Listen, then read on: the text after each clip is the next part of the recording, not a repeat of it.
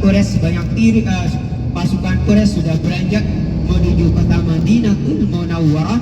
Nah, kemudian Rasulullah bermusyawarah dengan para sahabat mengenai taktik dan strategi yang akan diambil untuk menghadapi pasukan musuh. Nah, sementara Rasulullah sendiri, Bapak Ibu, pada malam sebelumnya Rasulullah bermimpi pedang beliau retak dan ternak kedatangan musuh. Nah, akhirnya Rasulullah ikut suara terbangnya. Kemudian beliau memakai baju perang beliau, zirah beliau. Akan tetapi raut wajah Rasulullah tidak menampakkan kesenangan tentang strategi yang diambil. Nah, hal ini dilihat oleh beberapa sahabat. Kemudian mereka mengatakan kepada Rasulullah, "Ya Rasulullah, jika engkau kurang berkenan dengan taktik ini, mari kita tunggu saja mereka di kota Madinah." Ini jawaban Rasulullah, tidaklah seorang Rasul jika sudah memakai baju perang, baju tirah, berpantang untuk kembali lagi. Akhirnya strategi dilanjutkan meskipun bertentangan dengan keinginan Rasulullah Sallallahu Alaihi Wasallam. Nah, singkat cerita Bapak Ibu, kemudian Rasulullah memilih membagi pasukan menjadi 3, yaitu pasukan Muhajirin, kemudian pasukan dari kabilah Aus, kemudian pasukan dari kabilah Khazraj. Nah, kemudian Rasulullah memilih sebanyak 50 ahli pemanah dan beliau menempatkan sebanyak 50 ahli pemanah tadi di sebuah bukit kecil di depan Jabal Uhud.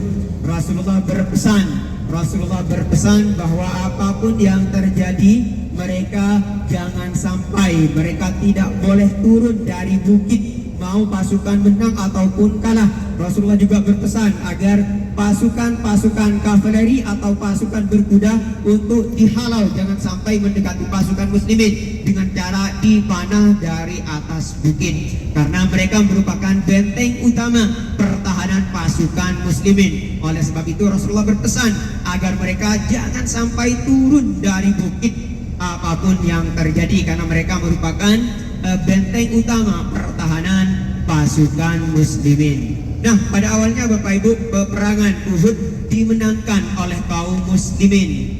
Pasukan musuh kocar kacir.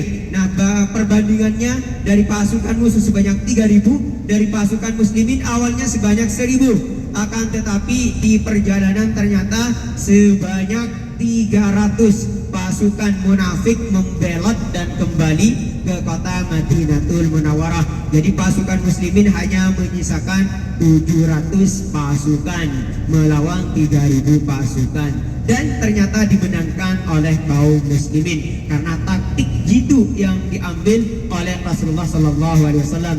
Dan pada saat itu Bapak Ibu, ketika mereka menang, nah kemudian ternyata sebagian besar dari ahli pemanah yang 50 orang, mereka turun dari bukit karena mereka merasa menang, karena mereka merasa peperangan sudah berakhir. Nah, ketika mereka turun, kemudian kejadian ini dilihat oleh Khalid bin Walid yang pada saat itu masih kafir dan memimpin pasukan kavaleri atau pasukan berkuda. Nah, kemudian Khalid bin Walid yang melihat benteng utama pertahanan kaum muslimin, mereka sudah turun dari bukit sebagian besar. Akhirnya Khalid bin Walid memutar balik pasukannya dan menyerang pasukan muslimin dari belakang. Dan yang menjadi pusat serangan adalah Rasulullah Sallallahu Alaihi Wasallam. Tujuannya, jika Rasulullah tumbang, maka otomatis pasukan akan melemah karena pemimpin mereka sudah tumbang.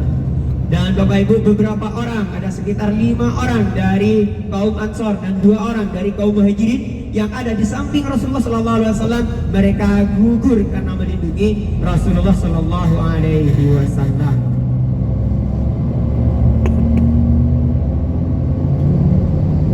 Nah, Sayyidah Aisyah radhiyallahu anha bertanya kepada Rasulullah, suatu ketika beliau bertanya kepada Rasulullah, "Ya Rasulullah, adakah hari yang paling berat, yang lebih berat yang engkau alami daripada kejadian Uhud?" Jadi di Uhud salah satu kejadian yang berat yang dialami oleh Rasulullah. Kemudian Rasulullah menjawab bahwa ada, yaitu ketika Rasulullah berdakwah ke kota Taif yang kemarin kita jelaskan. Nah, kemudian Bapak Ibu, setelah peperangan dan kemudian seperti yang sudah dimimpikan oleh Rasulullah SAW.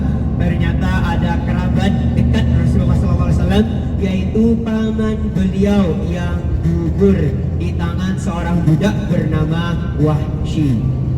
Nah, Wahsy ini Bapak Ibu diminta dan dibayar oleh seorang perempuan namanya Hindun, yang orang tuanya, saudaranya dan pamannya, paman si Hindun ini gugur dalam perang Badar, sehingga ia meminta Wahsy untuk ikut perang Uhud, dan misinya hanya satu, yaitu membunuh Hamzah, paman Rasulullah SAW. Jika Hamzah sudah gugur, tugasnya sudah selesai. Nah, Wahsy ini Bapak Ibu di tempatnya, di tempat asalnya memang ahli, mereka di tempat di kampung halamannya memang mereka ahli dalam peralatan perang tombak, sehingga Wahsy sekali melemparkan tombak langsung mengenai tubuh Sayyidina Hamzah radhiyallahu anhu. Nah, inilah Bapak Ibu di depan kita bukit kecil yang di puncaknya banyak para pendaki. Nah, disitulah Rasulullah menempatkan sebanyak 50 ahli pemanah, dan Rasulullah berpesan agar mereka tidak boleh turun dari bukit. Dan pasukan musuh Bapak Ibu datang dari arah kiri kita di depan, dari arah kiri kita, sementara pasukan muslimin dari belakang kita. Dan peperangan terjadi nanti di tempat para makam syuhada. Nah, setelah perang usai dan ternyata Hindun ini mencari jasad Sayyidina Hamzah. Setelah ketemu, kemudian dadanya dibelah dan kolbun kalau mengarah ke anggota tubuh artinya jantung. Seperti bahasa Inggrisnya heart, berarti mengarah ke jantung. Jadi yang diambil adalah jantung Sayyidina Hamzah, kemudian dikunyah oleh Hindun sebagai bentuk pelecehan terhadap jasad Sayyidina Hamzah, karena ia memendam dendam yang dalam kepada Sayyidina Hamzah karena telah membunuh ayah, saudara dan pamannya pada perang sebelumnya. Nah, kemudian dan juga ada sepupu Rasulullah SAW namanya Abdullah ibnu Jahish, yang juga gugur pada perang Uhud.